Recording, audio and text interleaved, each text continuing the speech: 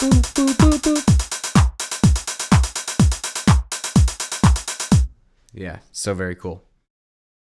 Hey everyone, my name is Dan Shimolinski. People like to call me Shimmy, and you can too. I am a bassist, sound designer, and composer living in Los Angeles, and we are back looking at another drum machine this week. This is the Orange 909. Now this library is based off of the legendary Roland TR-909. Roland made this drum machine for exactly 1 year. It was kind of a commercial dud, but that did not stop a bunch of producers picking them up secondhand and changing the face of techno, house, and dance music forever. The 909 combined traditional analog synthesis with actual recorded samples and incorporated MIDI so that you could sync your drum machine with other devices. They have such a characteristic punch, such a characteristic knock, and when you hear that clap, when you hear that kick, you know it's a 909. Even though they were unappreciated when they came out, they have definitely appreciated in price over the years as people have started to realize their value. If you want one today, there's a good chance you'll be spending around $4,000 to $7,000. But luckily for me, luckily for you,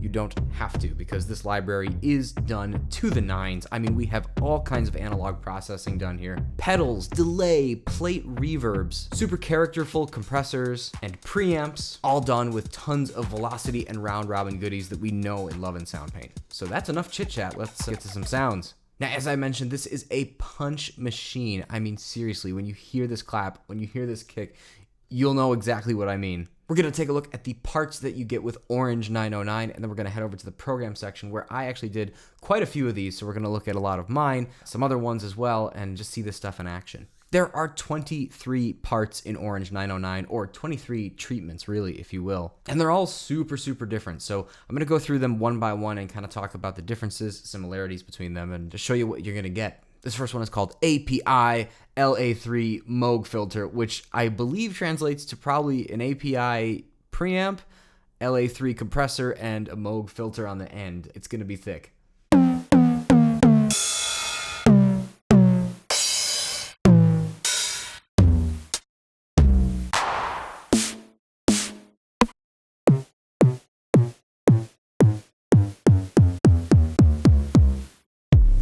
So just pure beef and punch, definitely on the darker side of things. I love that. Super, super useful part. Now, I was talking to Trolls, who actually did the sampling of this library, and he mentioned how enamored he was with the kick drum sound. I mean, it's legendary, it's amazing, but he wanted to show it in a couple different contexts, a few of which are actually in the cinematic realm. He was kind of going for a movie vibe here with these 4 parts. We have Bass Drum Cinema Moog Filter, Bass Drum Cinema Moog Filter 1, Bass Drum Cinema Moog Filter Drive, and Bass Drum Cinema Moog Resonance.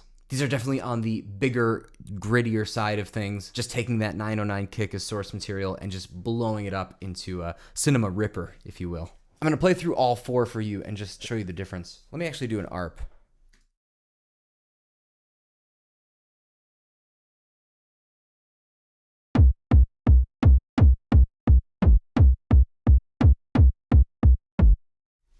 Cool.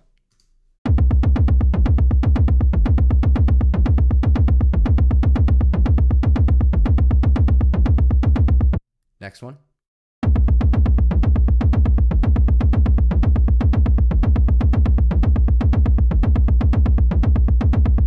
Next one.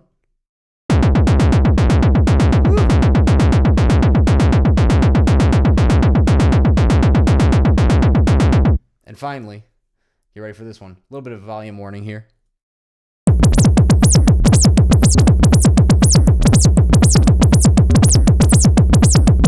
I think a sequence actually does that one a disservice. Let's listen to just one shot so you can hear it.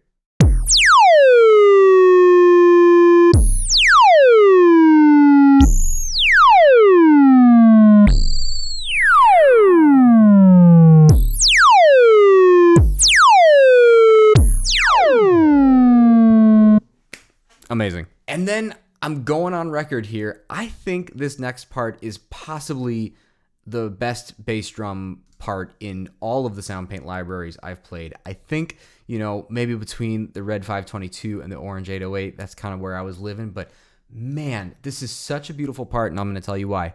So near as I can tell, there are 5 different treatments of the bass drum in this part. They're separated by octaves, and I would just go ahead and classify them as absolute go-to, clean, almost any genre kick drums. There's just such a nice little range of varieties within this single part, and they rock. They're super, super clean. Super, super punchy.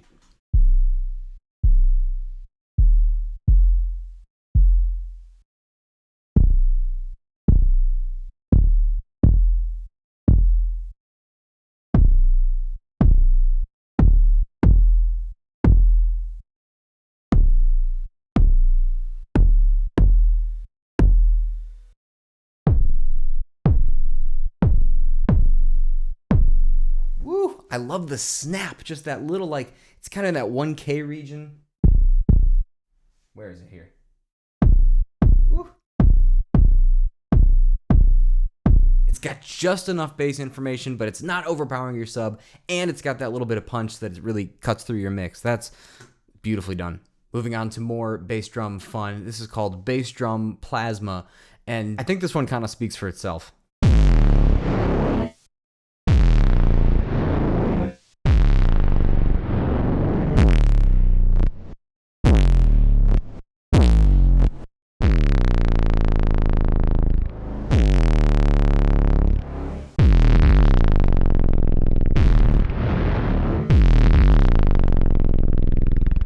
So again, multiple timbres separated by octaves, but all kind of in that just super like acidic plasma kind of realm. Super sweet.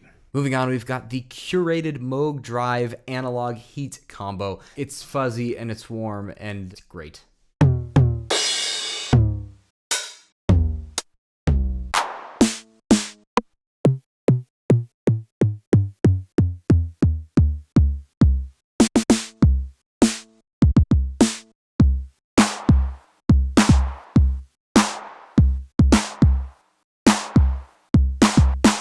That is so sick.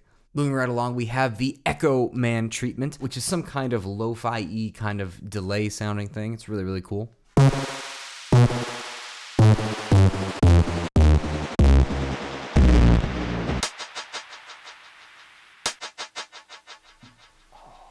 That's just magic.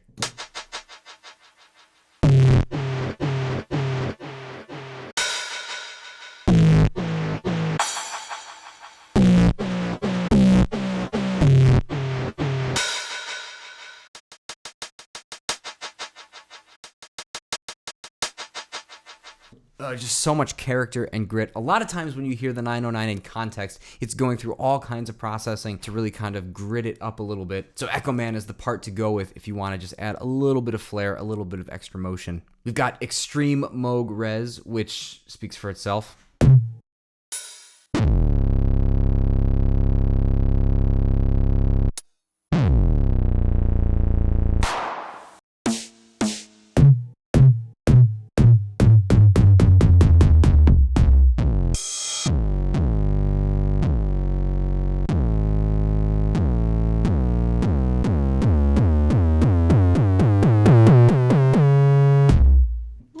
So you're really just getting that kind of initial pitch drop combined with the thickness of the filter and the resonance. It's perfect. Then you have the master out part, which is just the straight ahead, untreated, just the most natural 909 sounding thing. And 2 from each individual output as well. There's a slight difference between the 2 of them. I think there might be an accent on one of them, one without. You tell me.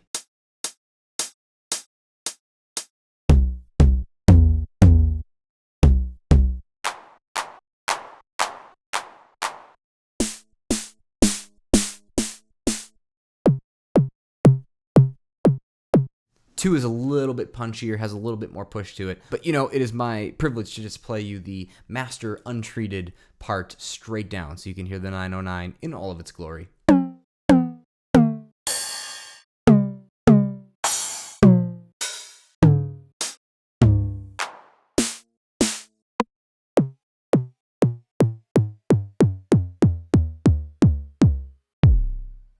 So you could really hear the contrast and that just beautiful blending of recorded sample sounds on some of the cymbals and more traditional analog synth drum sounds on the other stuff as well. And this is Soundpaint, so of course this was meticulously sampled with all kinds of velocity and round robin stuff. You can really hear it on the toms and the kicks with the pitch.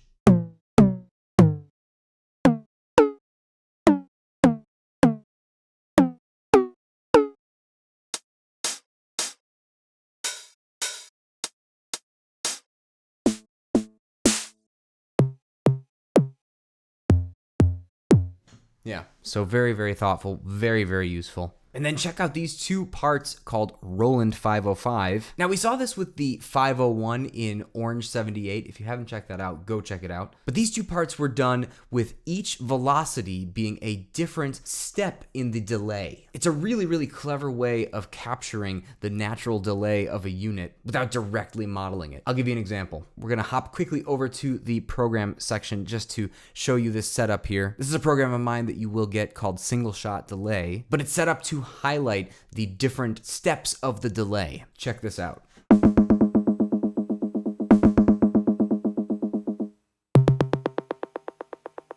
Woo! Isn't that amazing?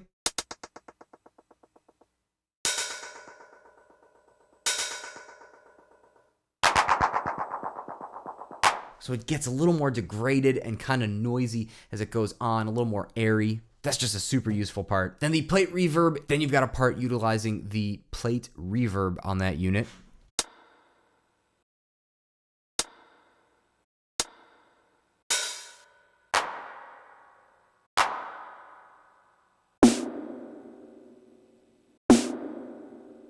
Nothing like the plate reverb. Then we've got two single parts, one called aggro and one called wobbly. They're very different and have very different uses. Here's aggro. Woo.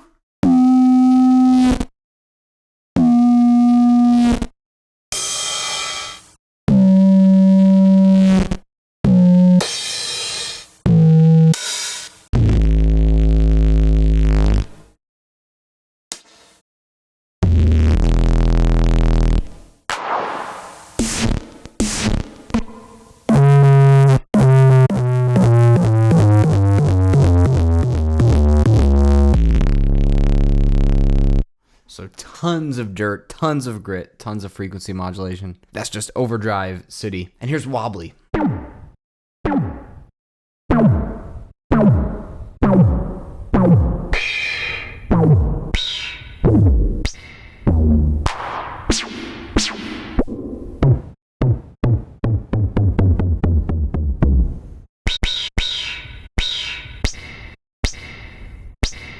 Sounds like tennis shoes on a basketball court. Then the 909 had a snappiness control, which basically just kind of acted as a greater or lesser decay. So very thoughtfully, you get a master out part with a snappier setting.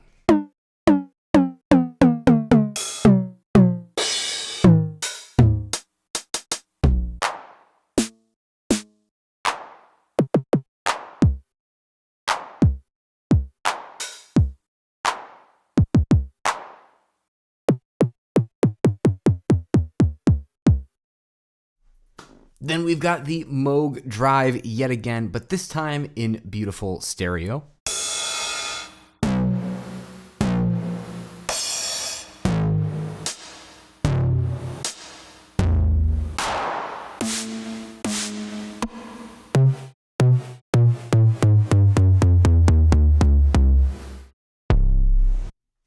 And possibly one of my favorite signal chains here, we have the Studer Shadowhill DBX 160.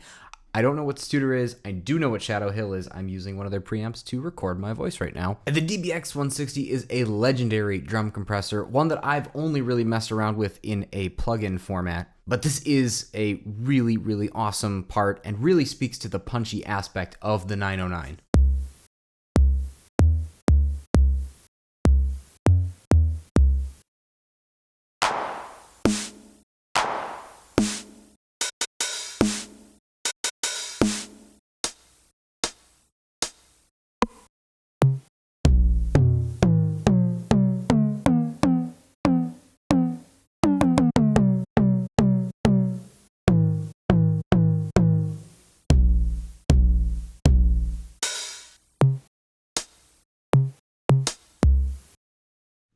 It's just such a beautiful, satisfying drum machine to listen to. So much nostalgia wrapped up in very, very specific sounds. Then we've got this part, which I believe, if I'm reading this correctly, and I didn't get confirmation on this, but I think the velocities are mapped to more or less compression. So the harder you hit, the more compressed sound you're getting.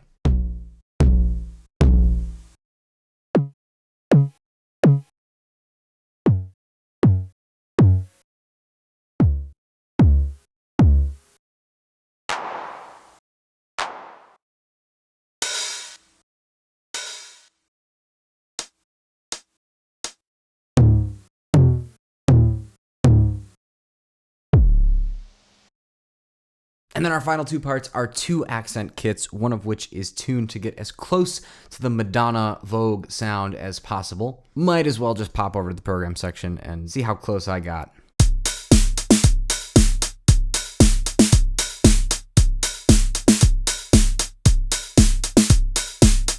Obviously, we don't have the luxury of the shuffle, which is legendary on the 909, but the sounds are there, the tuning is there for sure.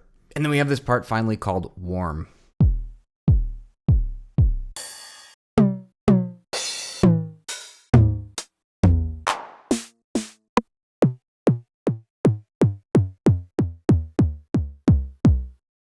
To me, that one's kind of the fluffiest and roundest of them all. So I hope you're gathering, you get a huge, huge, huge range of sounds here. So whether you want warm and fluffy or hard and punchy, you're covered there. Whether you want clean or you want dirty or you want gritty, you want straight ahead or experimental, everything is in here. And to show you some more, let's head back over to our program section where I have done 25 of these, but you get a total of 50 with Orange 909. And this is the fun part because we are just going to listen to a bunch of grooves. I tried to make sure almost all of these have ARPs and sequences in them, but like the 909 parts, I really tried to just cover the gamut in terms of styles and types of grooves. So let's start at the top. This is one I made called 3 Beat, and I think you'll see why.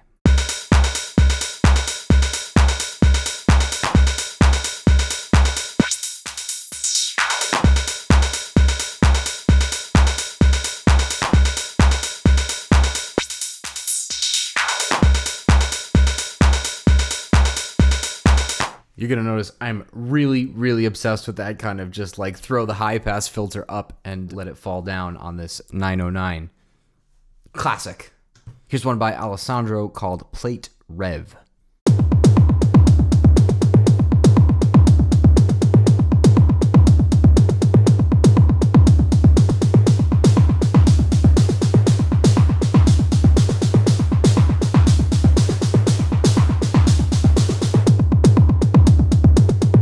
Now that's interesting. So that chorus, it almost sounds like the mod wheel is messing with like the decay of like one of the parts, but it's not. It's just going to the wet dry of the chorus. But I guess that chorus is adding just a little bit of noise and a little bit of sustain to the snare, which is really cool.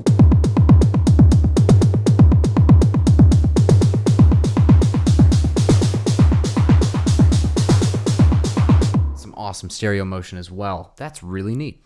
Here's a bass sound that I made called Big Bad Bass.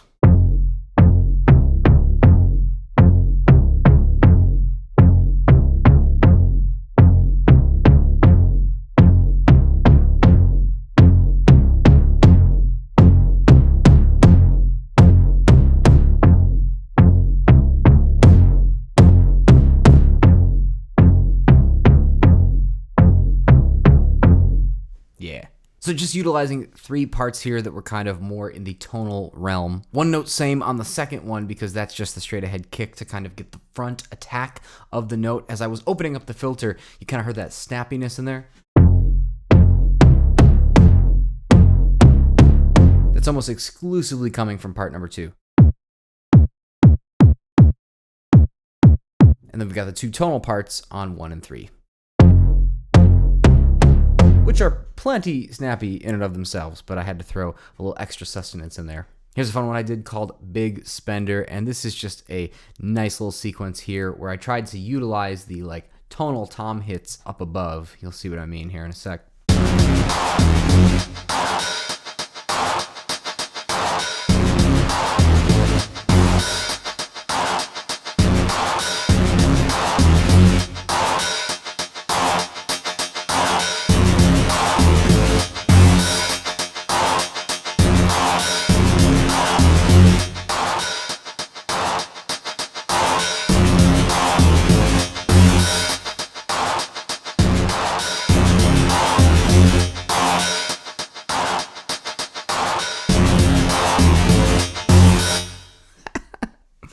I am a sucker for a good bass line, you know that. And just because I think it's worth repeating, I talked about this in a previous video, but whenever you're trying to do complex sequences like this where you want to play something melodic or you want to have multiple things going on, it's way, way, way easier to record it layer by layer in your DAW and then feed it back into the arpeggiator sequencer in Soundpaint. Does that make sense? So I actually came up with the bass line first, recorded that, and then played the little groove on top. And sometimes if there are rests, you've got to like drag over to, you know, like here there are no rests. But if you had rests, you would have to maybe manually kind of go part by part. But it's so much easier for me to just see it in my DAW and put it in using chord mode. Anyway, moving on. This is called Brutality. Woo!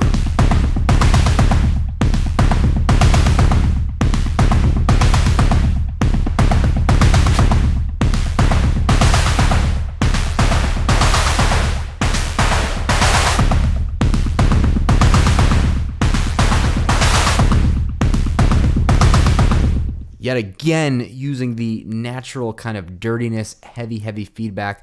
Oh yeah, okay, so there's just a lot of modulation going on here. That's kind of giving us that sort of faux sustain sound. It's really, really nice. And we love a good LFO to a low-pass filter. Then you've got 4 cinematic parts here, which are kind of just highlighting that cinema flair. If you haven't figured it out by now, this kick and these bass drums are just absolutely the best source material to go in any direction you need. This is my favorite of the 4.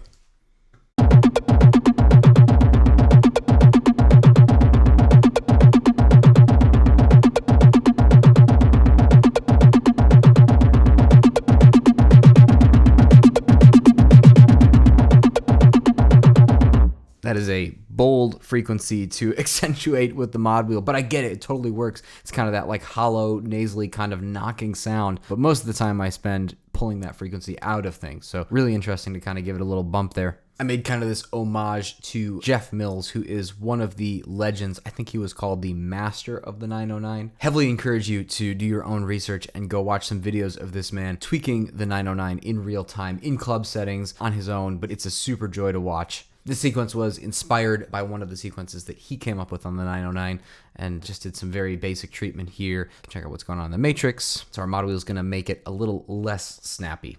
So here's Club Mills.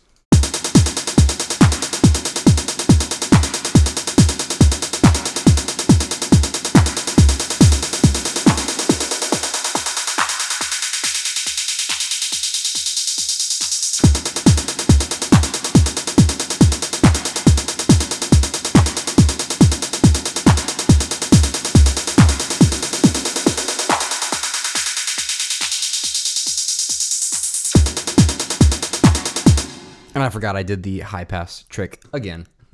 If you'll remember from my Orange 78 video, I came up with a couple combo kits where I was picking and choosing particular kicks, snares, hi-hats from different parts and using key ranges to kind of limit them in their own cells. So I thought I would utilize that in programs. So I did 3 combo kits here, and you can see this is kind of my kick zone here, this is kind of my snare zone here, and then this is kind of my everything else zone here. But the key range is kind of limited to specific areas on the keyboard.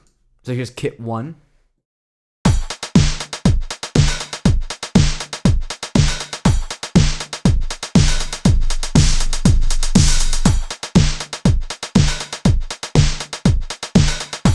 So it's really, really cool because I can get that nice tight punchy kick from bass drum magic. I can get that kind of thick filter and hi-hat sound from my API layer, and then I can get kind of the upper stuff that's a little more sparkly from Echo Man. Here's combo kit 2.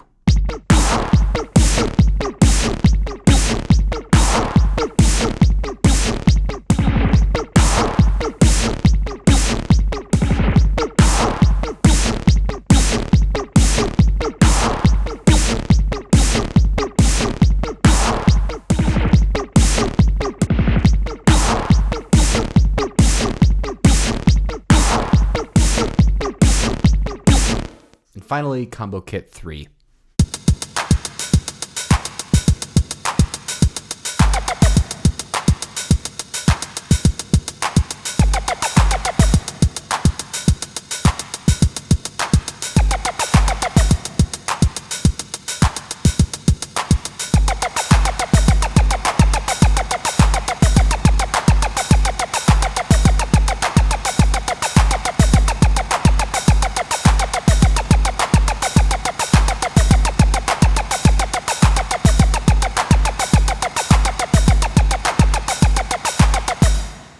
So getting the squeakies from the single shot wobbly library.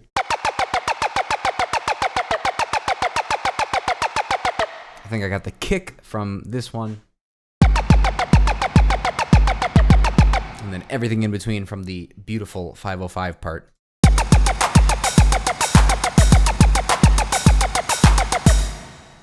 So yeah, make some combo kits. Here's one from Alessandro called Crunky and Slow.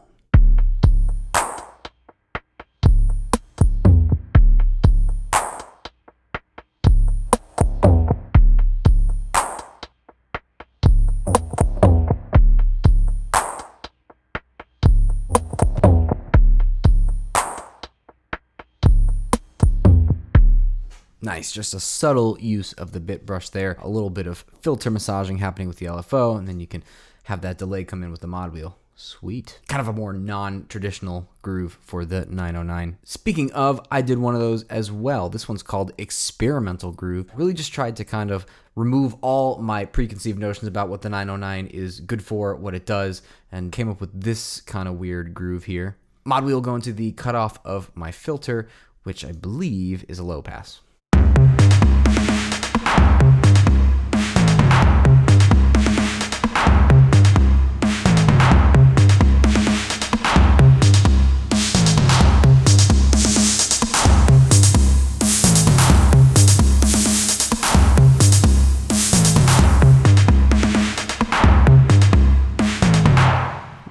Yeah.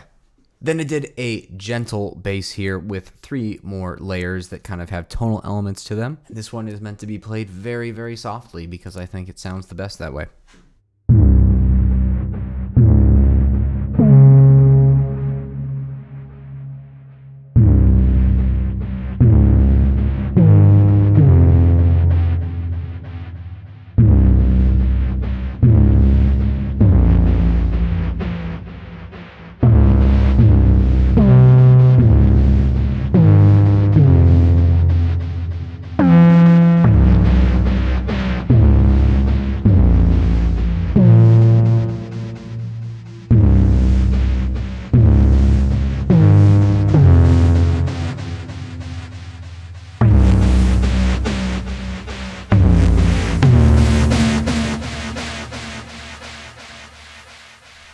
So really taking advantage of the noise and echo of the Echo Man part. But yeah, isn't that pretty? Here's one of Alessandro's called Hard Party.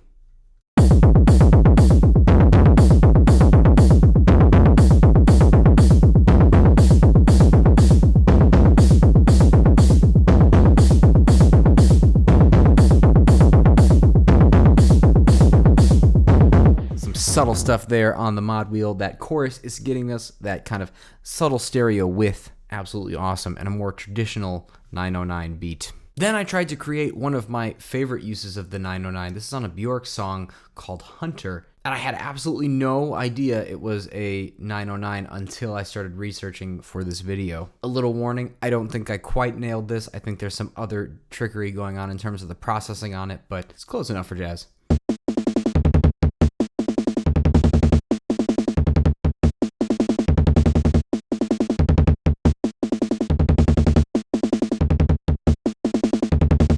Just that kind of militaristic style snare. Really, really cool use of this. And very cool to learn that it was a 909. Here's one called Lo-Fi Kickline.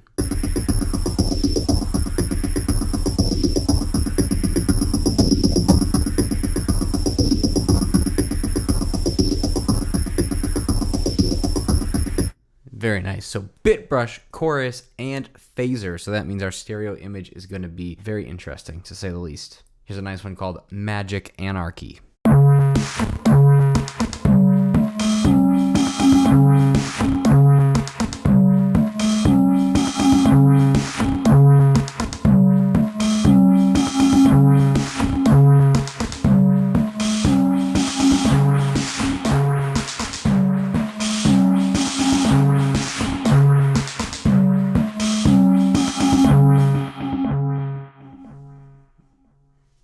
Very, very cool. I don't even really know. Oh, okay, octaves too. Yeah, so if you have, cool, nice. Because I was like, where did that counterline come from? So you can transpose your sequence a octave up or an interval up if you want. I always mess with this stuff just to see what exists, what it sounds like with my sequence transposed somewhere. Might be a nice addition, the special sauce that you're looking for. Then I had to do it. This is Pump It Up. Pump Up the Jam, probably the most known 909 usage just based on nostalgia factor alone.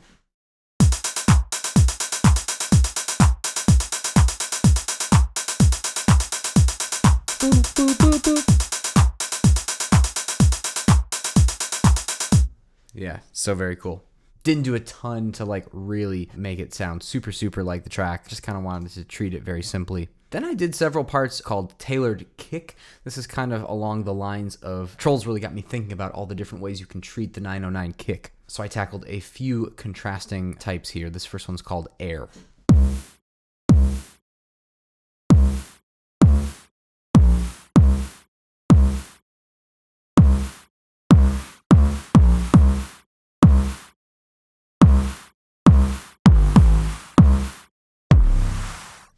So really leaning into the kind of noisy, gritty, almost release sound on the end of the kick there. Bringing up the 1K range in our EQ to kind of just give us more snap. Here's a fun one where I utilized morph. This one is called Grunge.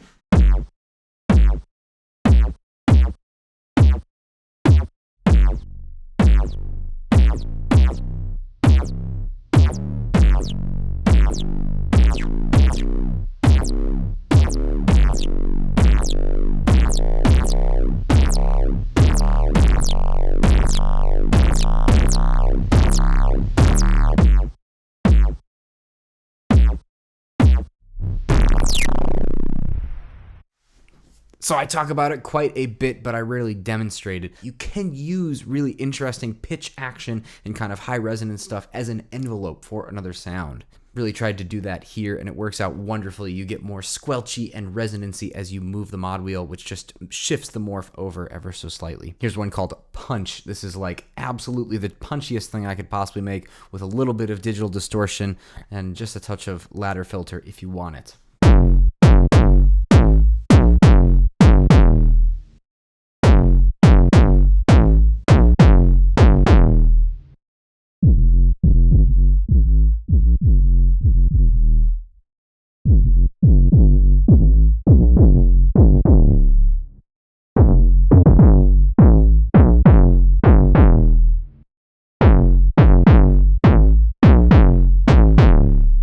I'll show you another morphed one. This one is called Zap because it zaps.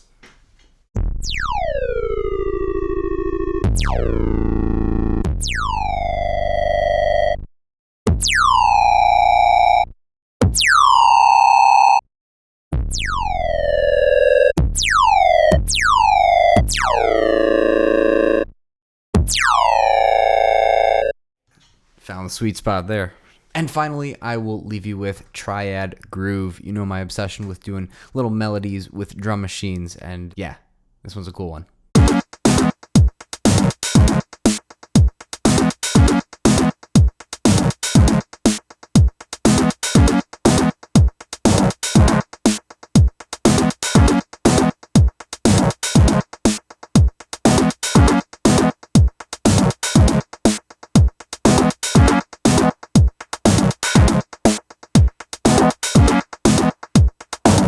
There it is.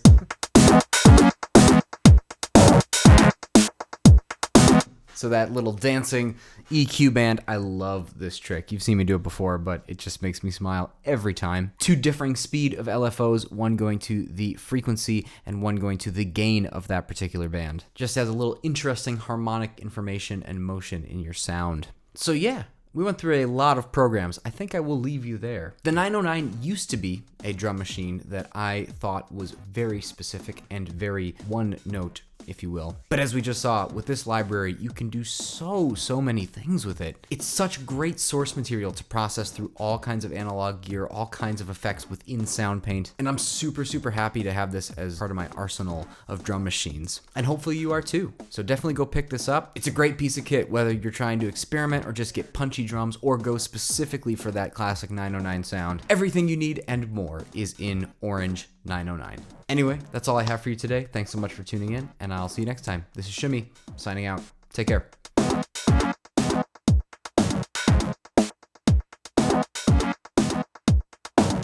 There it is.